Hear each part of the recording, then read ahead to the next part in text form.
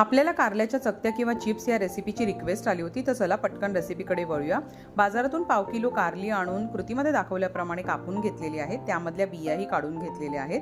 मग मीठ आणि लिंबाचा रस लावून अर्ध्या तासासाठी बाजूला ठेवून द्यायचा आहे।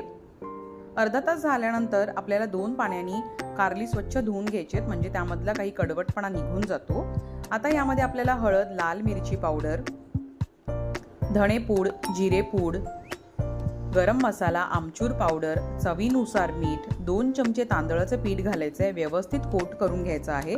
त्यानंतर पॅनमध्ये आपल्याला तेल घालायचं आहे। तेल छान गरम झालं की त्यामध्ये कारल्याच्या चकत्या घालून सोनेरी रंग येईपर्यंत मस्त फ्राय करून घ्यायचे आहेत, पाहू शकता कृतीमध्ये दाखवल्याप्रमाणे। आता कारल्याची एक बॅच करून तयार झालेली आहे, अशा पद्धतीने आपण दुसरी बॅचही करून घेऊया। अशा पद्धतीची कारली बनवली की चवीला अतिशय उत्कृष्ट लागतात।